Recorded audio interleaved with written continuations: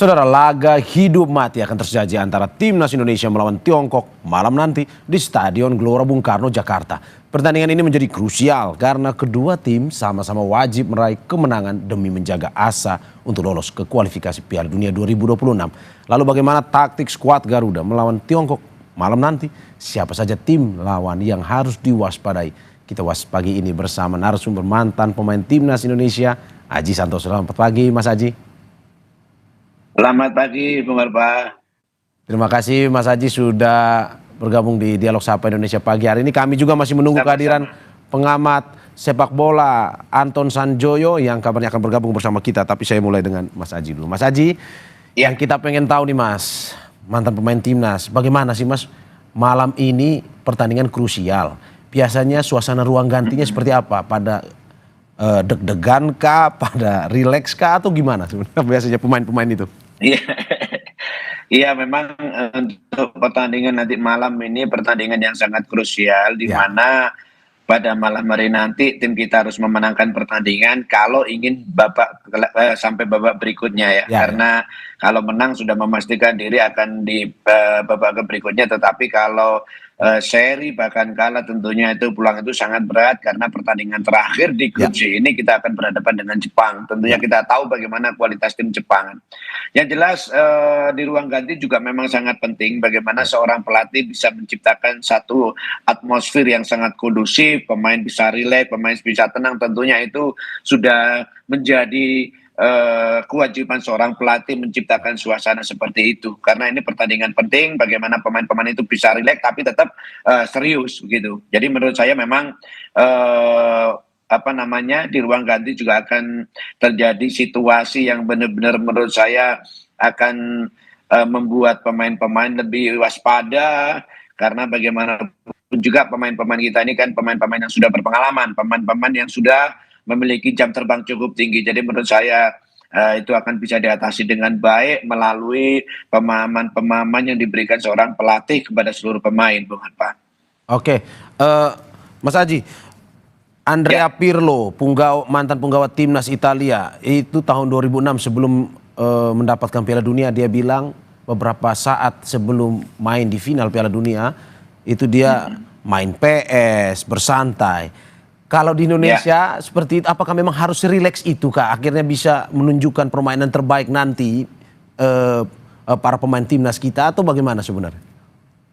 Iya, pemain memang harus enjoy ya untuk menghadapi satu pertandingan. Kebanyakan mayoritas dari pemain-pemain itu mendengarkan musik, mendengarkan lagu-lagu di ruang ganti itu akan membuat pemain lebih rileks sesaat ya. Artinya sebelum memasuki lapangan yang mana pemain perlu konsentrasi yang sangat penuh sebelum masuk lapangan, mereka lebih rileks. Banyak sekali caranya, salah satunya yang banyak dilakukan oleh para pemain itu memang mendengarkan musik kesukaan dari pemain. Apakah itu secara individu dia menggunakan earphone atau memutar di tape recorder atau yang lainnya. Itu memang salah satu cara untuk pemain supaya bisa enjoy sebelum pertandingan. Berarti enjoy ini penting ya, untuk dalam arti bahwa tidak boleh gugup, tidak boleh tegang dalam menghadapi pertandingan nanti ya? Iya, sangat penting. Bahkan memang pemain sekelas pemain kelas dunia pun dalam pertandingan yang menentukan seperti final di Piala Dunia, final di Eropa, mereka pasti akan ada sedikit nervous, tetapi dia bisa mengendalikan situasi seperti tersebut sehingga di dalam lapangan enjoy, karena mereka itu tadi saya sampaikan bahwa salah satu yang penting, yang krusial buat pemain-pemain itu adalah jam terbang. Nah, kita lihat semua pemain-pemain ini memiliki jam terbang yang cukup bagus baik di kompetisi di domestik atau yang di luar negeri gitu. Jadi menurut saya situasi ini pasti dihadapi oleh setiap pemain, oleh setiap pelatih. Tinggal bagaimana pelatih menciptakan satu situasi yang enjoy di dalam tim sebelum pertandingan. Oke, Mas Haji, ini yang bikin masyarakat penasaran. Biasanya beberapa jam sebelum pertandingan, kalau kita di Indonesia malam nanti, biasanya apakah memang selama menunggu hingga pertandingan mulai, kick off, itu apa saja kegiatan yang dilakukan? Apakah memang hari ini kosong kegiatannya, dalam arti bahwa istirahat penuh, mungkin bisa berkumpul bersama, atau mungkin ada latihan lapangan, latihan teknis, atau bagaimana sebenarnya? Ya, kalau latihan pada hari H sudah tidak ada tentunya. Tetapi kemarin tentunya adalah melakukan official training namanya. Jadi latihan yang resmi untuk hari H ketika malam main pagi pagi dulu zaman-zaman dulu tahun 80 90-an ada Ya. pemanasan, tetapi sekarang saya lihat di sepak bola modern sudah tidak ada melakukan kegiatan-kegiatan itu, hanya saja tadi malam pasti mereka melakukan melihat video kekuatan dan kelemahan lawan, terus video-video Ya. kita, hal-hal yang positif harus kita tunjukkan kepada pemain, itu yang membuat pemain lebih percaya diri. Tapi ketika hari H paling bisa sarapan, mungkin ada meeting pertandingan nanti malam, selain itu hanya santai-santai aja menurut saya. Oke, tadi kita sudah berbicara soal jam terbang, terus juga bagaimana kesamaan, baik itu pemain internasional di luar yang bermain Piala Dunia maupun pemain Indonesia kita, itu sama-sama merasakan nervous, merasakan gugup. Nah, ini saya bahas Iya. satu pemain, misalkan Emil Audero, seorang pemain yang pernah berlaga di Liga Besar Dunia, Liga Italia, pernah di Juventus, di Palermo. Kalau menurut Anda bagaimana Anda melihat sepak terjang ataupun jam terbang dari Emil Audero ini? Apakah memang pengalaman dia itu bisa nantinya menggantikan Martin Paes untuk tampil malam ini?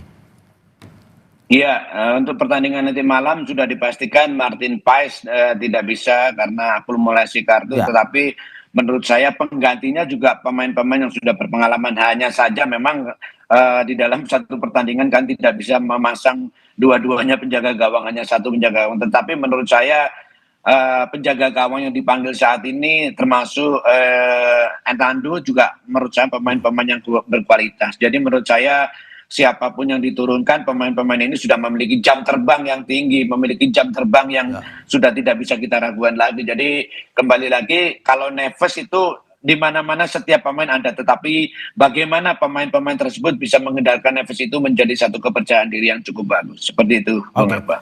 Oke, Mas Aji, kita tahan sebentar karena sudah bergabung bersama kita Ya, pengamat sepak bola Anton Sanjoyo. Selamat pagi, Mas Anton. Selamat pagi Mas Aji. Dengan selamat Mario di pagi Bung Anton. studio ya. Ya, Mas Anton, bagaimana Anda ya. melihat, ini kita langsung saja, karena tadi saya sudah ngobrol banyak dengan Mas Haji. Mas Anton, bagaimana Anda melihat malam hari ini siapa yang akan jadi starter analisis Anda? Ya, kalau saya lihat sih, karena sejumlah pemain kan nggak bisa tampil, Verdong nggak bisa tampil. Saya nggak tahu Dix apa sudah pulih cedera atau belum. Kalau Kevin Dix sudah pulih, saya rasa dia akan menempati posisi back sayap kanan atau gelandang kanan. Karena dugaan saya memang formasinya adalah tiga di belakang. Tiga di belakang itu Hübner, eh, Jai sama Rizky Ridho di belakang, ada kiper Emil Audero yang saya rasa ya kalau dari sisi pengalaman dan physical presence-nya kan juga sangat mumpuni ya. Jadi lawan mungkin juga akan akan keder duluan kalau lihat Emil karena dia kan memang tinggi besar, mana ganteng lagi gitu kan. Jadi memang kehadiran kehadiran dia itu cukup bisa menggantikan Martin Paes lah. Pengalamannya juga luar biasa kan dia tampil di Serie A, tampil di Serie B, ya Serie B-nya Italia tetap rata-rata lebih baik lah daripada rata-rata di Asia Tenggara. Di tengah saya rasa pilihan tidak mungkin tidak adalah Joy Pelupesi karena dia merupakan missing link yang hilang selama ini sebelum kedatangan dia. Indonesia kan tidak punya gelandang bertahan yang betul-betul mumpuni dan visioner dan ini ada pada Joy Pelupesi dan di sekitarnya bisa saja siapapun sebetulnya kalau formasinya 3-5-1 ya di tengah bisa Nathan, bisa siapapun. Tapi yang pasti Joy akan menjadi kunci di lini tengah karena dia back to back posisi nomor 6 dan posisi nomor 8 gitu. Jadi dia bisa di dua posisi itu. Kalau di depan saya rasa Ole nggak akan tergantikan. Cuma sekarang yang menjadi masalah adalah siapa pengganti Ratnar Oratmangun dan Marcelino Ferdinand. Karena menurut saya yang ada sekarang di posnya pemain di belakang Ole itu ada beberapa. Ada Stefano Lillipali, ada Egy yang penampilannya juga bagus di Liga 1, ada Sayuri yang juga bagus, ada bahkan ada Beckham Putra yang penampilannya di Liga 1 pun sebetulnya tidak mengecewakan. Jadi dia layak dicoba lah. Jadi sebetulnya timnya Patrick Kluivert ini saya bilang cukup mewah ya. Dari belakang kiper, belakang, tengah, depan ini cukup mewah sekarang. bahkan di lapisan keduanya pun yang di bench saya kira komposisinya cukup mewah juga. Jadi rasanya sih tidak ada kata kalah ya melawan Cina pada pertandingan malam ini. Oke, dengan melihat formasi 3-5-1, Bung Joy, apakah Anda melihat bahwa ini Patrick Kluivert terlalu berani misalkan dengan memainkan hanya 3 back dalam arti bahwa kita ini pertandingan krusial, ataukah Anda melihat bahwa malam ini ya sudah dengan faktor ada keberuntungan kita main di kandang, kita jual beli serangan aja malam ini?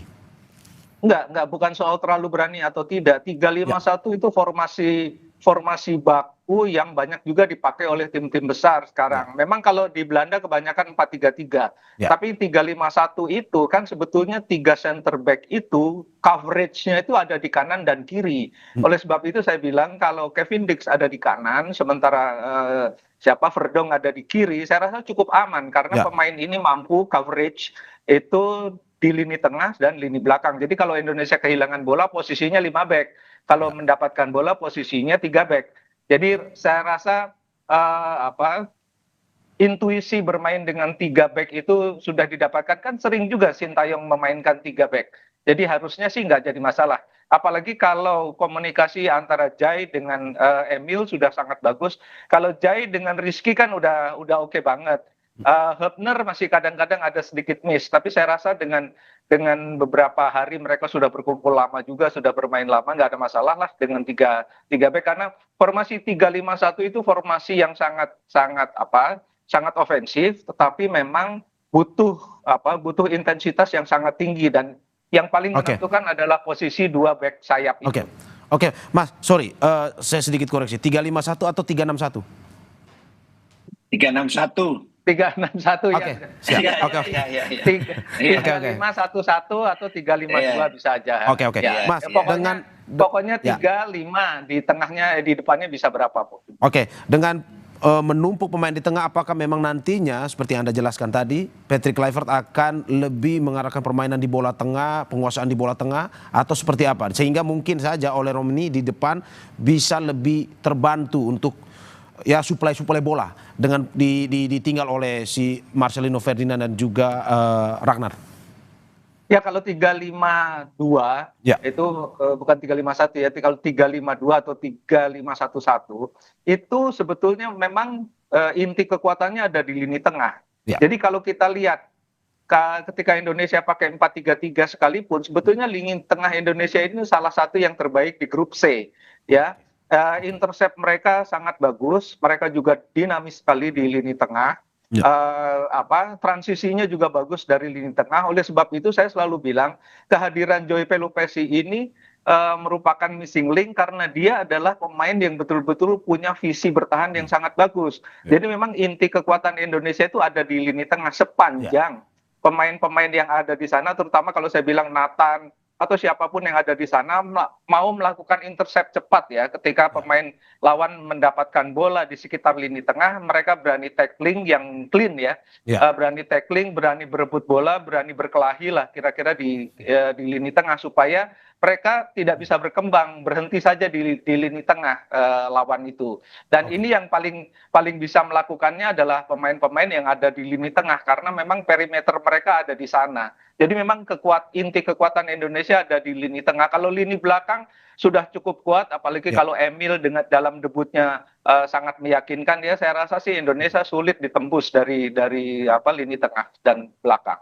Oke, saya ke Mas Aji. Mas Aji, bagaimana Anda melihat dengan formasi yang disampaikan oleh Bung Joy tadi? Apakah memang dengan analisa Anda, dengan struktur pemain, dengan pemain yang ya cukup dilatih oleh Patrick Kluivert ini bisa pada akhirnya memenangkanlah pertandingan malam ini? Ya, oke. Memang apa yang dikatakan oleh Bung Sanjoyo tadi sangat tepat, bahwa pemain-pemain ini adalah pemain-pemain mewah. Hampir antara pemain starting line up sama pemain yang ada di bench itu perbedaannya sangat tipis sekali. Artinya siapapun yang dipasang tentunya memiliki kualitas yang hampir sama. Kembali lagi kalau kita menyampaikan mengatakan bilang masalah formasi, di pertandingan terakhir tim ini menggunakan 1-3-4-2-1 ya. ada pemain sayap itu kadang-kadang sering masuk ke tengah, main di bawah striker dengan harapan kedua bek kanan kiri bisa naik membantu serangan. Karena itu memang bek kiri dan bek kanan ketika menggunakan formasi 3 pemain di belakang ini diminta untuk aktif, baik overlapping, baik menyerang maupun bertahan gitu. Karena memang sudah menggunakan 3 pemain di belakang, di mana ketika menyerang bisa menggunakan 3-4-3, ketika bertahan yang jelas pasti menggunakan formasi 5 pemain belakang, 3 stopper dan 2 bek kiri dan bek kanan, menjadi 1-5-4-1 seperti itu.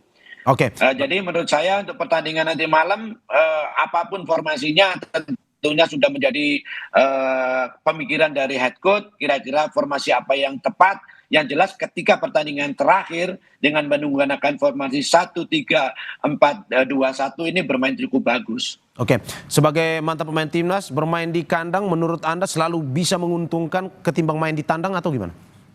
Ya, tentunya memang suatu kemenangan dalam suatu pertandingan sepak bola bukan hanya ditentukan main di kandang atau tandang, tetapi paling tidak main di home. Saya mendengar sudah 70.000 tiket sudah sold out. Tentunya ini menjadikan spirit buat pemain bagaimana bisa memenangkan pertandingan pada pertandingan malam nanti. Karena main di kandang, pemain tentunya lebih percaya diri, lebih semangat, lebih enjoy dengan dukungan masyarakat yang akan datang di stadion nanti. Nah, untuk itulah pertandingan ini tidak boleh disia-siakan. Harus tidak ada kata seri. Kalau kata ada nanti seri ataupun kalah, hampir tertutup peluang kita. Bukan berarti kita tidak percaya diri dengan Jepang, tetapi mungkin Bung Sanjoyo atau masyarakat Indonesia sudah tahu kualitasnya tim Jepang seperti apa. Jadi tidak ada kata lain, malam ini harus menang. Dan itu terbuka lebar kesempatan tersebut. Oke. Seperti itu, Bung. Tidak ada kata lain, malam ini harus menang. Bung Joy, kita bahas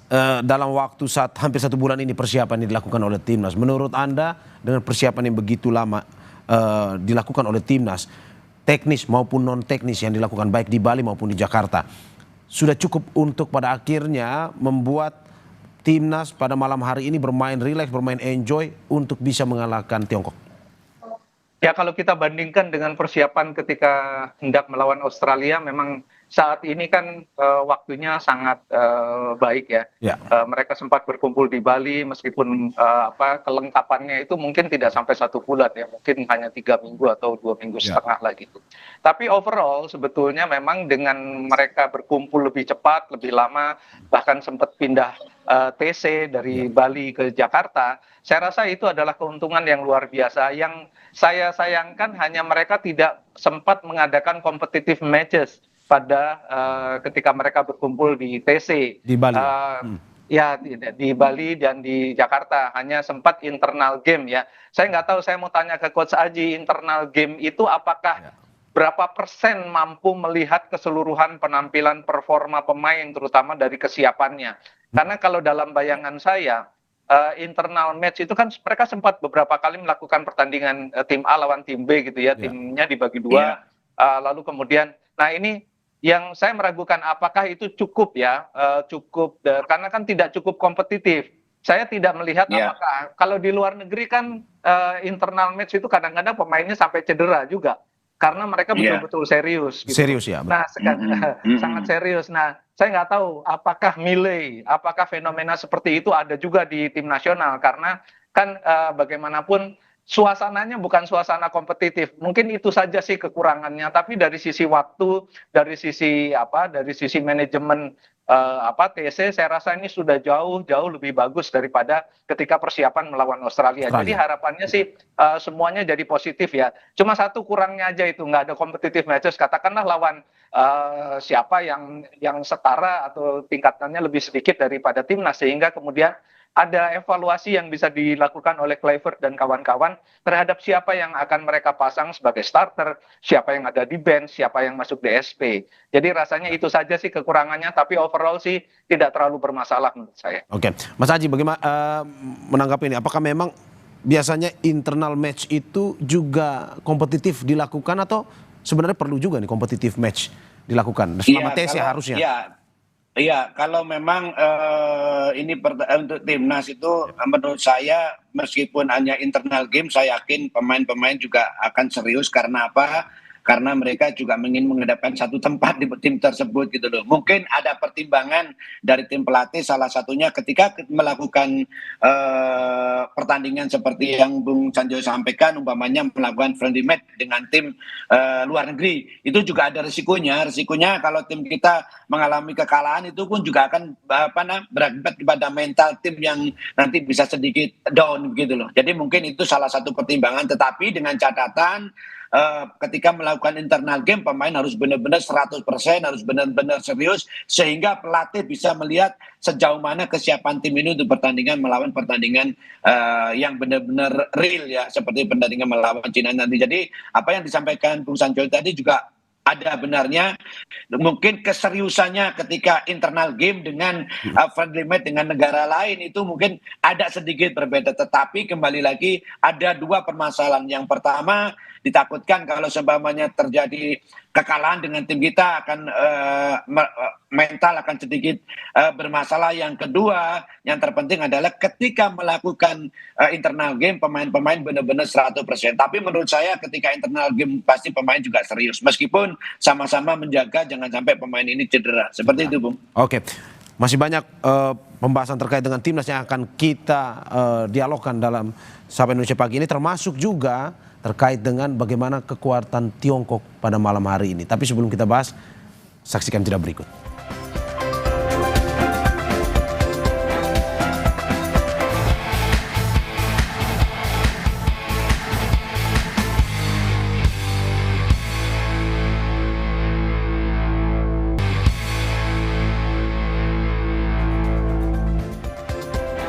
Saudara Menko Infrastruktur dan Pembangunan Kewilayahan Agus Harimurti Yudhoyono dan Menteri Ketenagakerjaan Yasirli siap mendukung Timnas Indonesia di gala pertandingan Timnas Indonesia melawan Tiongkok.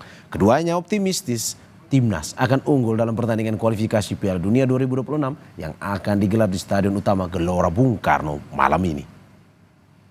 Harus berdoa sekencang-kencangnya dan juga suara kita sekeras-kerasnya untuk mendukung timnas kita.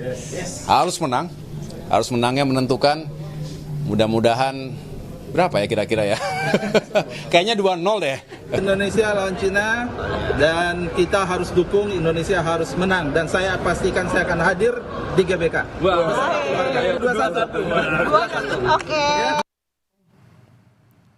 Ya saudara, kita lanjutkan dialog kita bersama pengamat sepak bola Anton Sanjoyo dan juga mantan pemain Timnas Indonesia Aji Santoso. Sebelum saya ke Bung Joy, Mas Aji, bagaimana melihat bahwa 3 hari terakhir ini latihan tertutup di Jakarta, media hanya boleh beberapa menit saja untuk melihat aksi pemain timnas kita maupun juga pemain Tiongkok itu berlatih. Apa sebenarnya pelatihan apa sebenarnya yang dilakukan sehingga dalam arti bahwa tidak boleh terekspos media pun juga orang-orang luar tidak bisa menonton itu?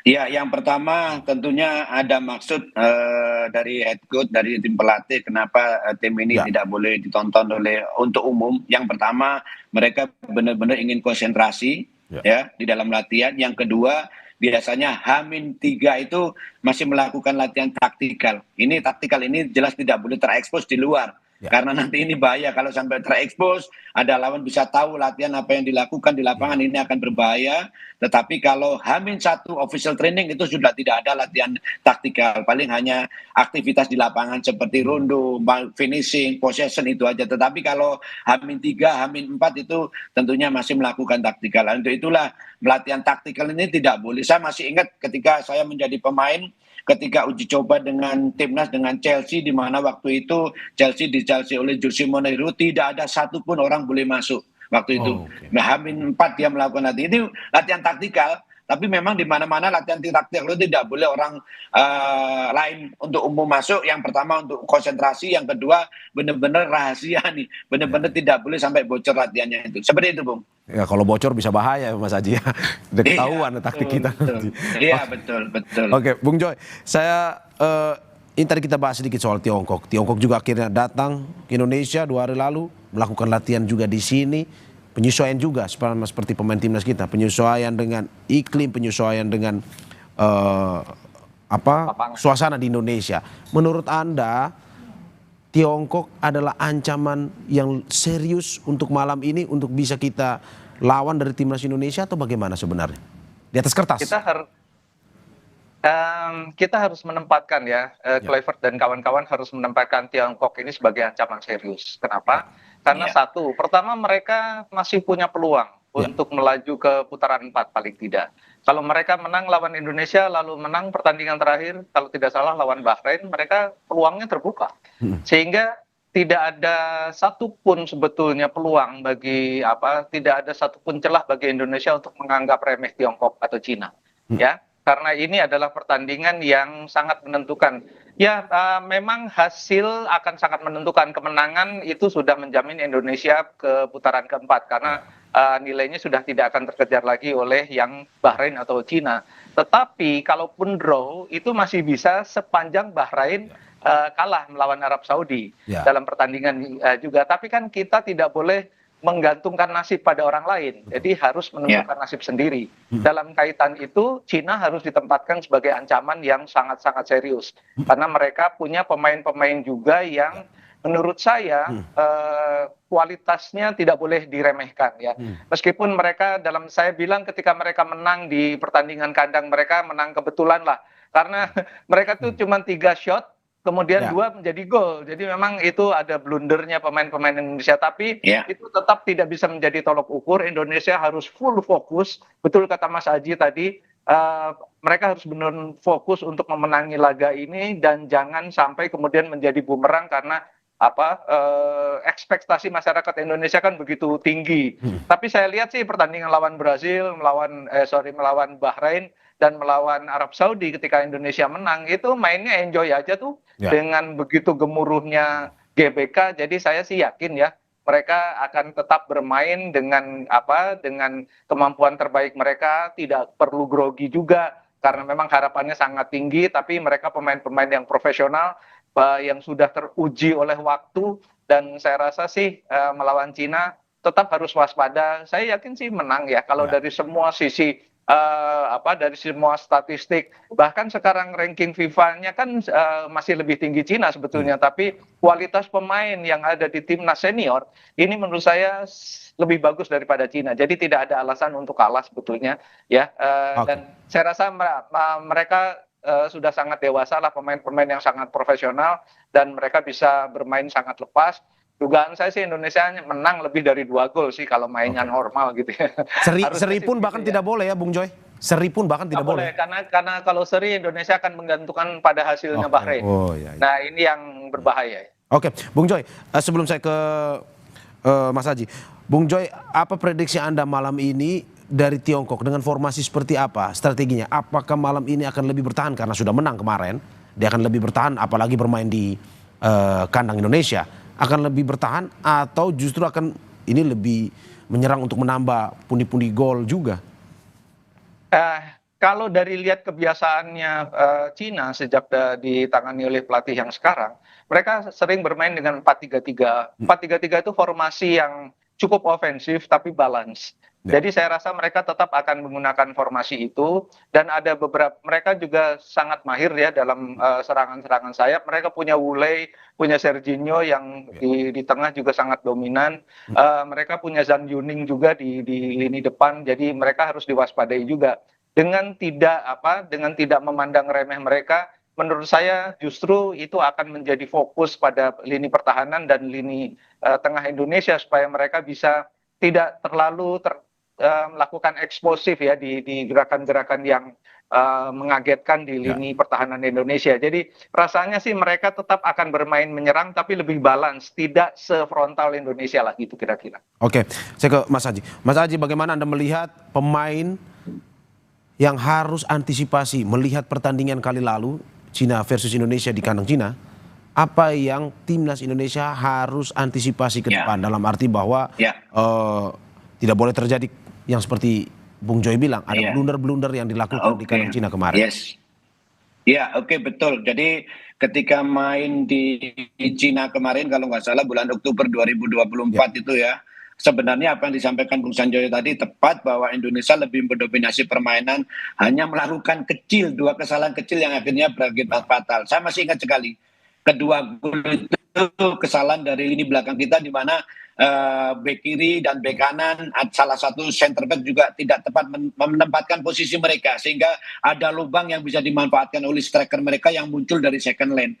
Tentunya tim pelatih, analiser sudah memutar kembali video tersebut, apa-apa yang menjadi kekurangan pemain kita, apa-apa yang menjadi kesalahan pemain kita ketika pertandingan pertama, itu sudah dievaluasi dan tidak boleh melakukan kesalahan sekecil apapun, terutama di lini belakang. Kenapa? Karena kalau pemain depan, pemain tengah melakukan kesalahan, masih ada pemain belakang. Tetapi kalau pemain belakang melakukan kesalahan sekecil apapun, bisa dimanfaatkan oleh lawan, dan mereka akan berhadapan 1 lawan 1 dengan penjaga gawang. Untuk itu, selain tentunya semua tim pemain harus main sepak bola modern itu satu sisi sekarang itu. Artinya satu sisi ketika kita bertahan, semua pemain masuk di pertahanan setengah lapangan ke bawah. Tetapi kalau melakukan penyerangan, masuk di setengah lapangan penyerangan. Bahkan kalau kita melihat pertandingan di Eropa, itu kalau mereka melakukan penyerangan sampai tidak setengah lapangan lagi, tapi sepertiga lapangan di atas mereka berani. Kenapa? Mereka karena memang sepak bolanya levelnya sudah tinggi gitu. Jadi lawan pun tidak ada yang tinggal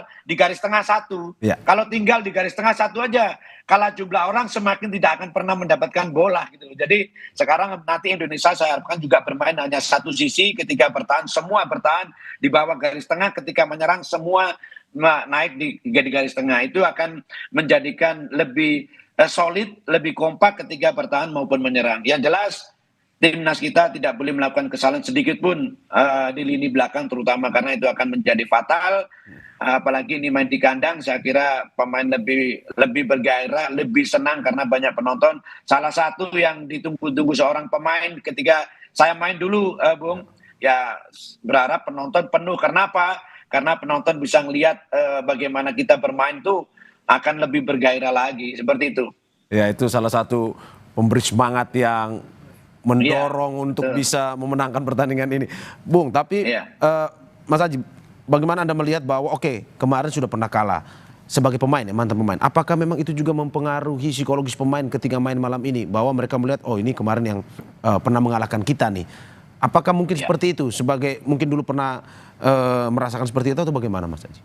Ya, di benak seorang pelatih ataupun seorang pemain pasti itu ada. Tetapi bagaimana pertandingan pertama itu bisa diambil jadi pelajaran untuk tidak melakukan kesalahan-kesalahan lagi. Dan sekarang eranya berbeda. Artinya ketika kalah dulu pelatihnya bukan sekarang. Sekarang dengan pelatih yang berbeda, dengan situasi yang berbeda, dengan materi pemain yang berbeda, tentunya ini mudah-mudahan nanti bisa tampil lebih bagus. Tapi yang jelas ketika pertandingan pertama kalah itu pasti sedikit ada dalam pemikiran pemain. Tetapi bagaimana untuk mengantisipasi itu tidak boleh terulang kembali. Seperti itu Bung Alpa. Saya ke Bung Joy. Bung Joy, terakhir, bagaimana Anda melihat evaluasi apa yang harus dilakukan di pertandingan pada malam hari ini? Persiapan seperti apa? Chemistry seperti apa, teknis maupun non teknis seperti apa yang harus dilakukan oleh tim para pemain dan juga tim kepelatihan? Ya, karena ini lawannya adalah Cina, ini pertandingan yang sangat krusial, sangat menentukan nasib Indonesia ke depan. Jadi memang dalam konteks pertandingan melawan Cina sudah pasti Kluivert dan kawan-kawan mengevaluasi ya apa yang terjadi pada pertandingan di kandang Cina. Dan memang betul, memang ada blunder. Tapi kita harus ingat juga gol kedua Cina itu passing asisnya kepada pemain yang melakukan gol itu juga passing kelas dunia. Jadi itu yang harus diwaspadai dalam konteks bahwa kita tidak boleh meremehkan sedikit pun pemain-pemain Cina yang saya lihat bisa melakukan passing kelasnya Leo Messi gitu ya. Jadi memang ini memang barangkali ini kejadian yang agak langka gitu ya. Mereka bisa passing seperti itu, tapi kan mereka pernah melakukan itu, sehingga kemudian mereka juga confidence-nya cukup tinggi saya rasa. Dan saya rasa kalau evaluasi teknis saya rasa sih stick to the plan aja, apa yang sudah direncanakan oleh Kluivert, oleh Alex Pastoor dilaksanakan dengan rencana permainan yang betul-betul akurat ya, dan pasti ada plan B-nya juga kalau seandainya terjadi sesuatu di lapangan, dan itu biasanya komunikasinya antar kapten dan pelatih. Nah ini yang saya rasa evaluasi seperti itu yang dibutuhkan, dan yang pertama adalah fokus. Kalau saya bilang fokus, jangan pikir menang kalah lah kalau udah masuk lapangan. Pokoknya main sebaik-baiknya, karena hasilnya pasti akan positif. Karena kalau terbebani kepada hasil harus menang, ya itu kemungkinan besar juga akan menjadi beban ya. Tapi main enjoy aja, main gembira, karena Indonesia kan pernah melakukannya.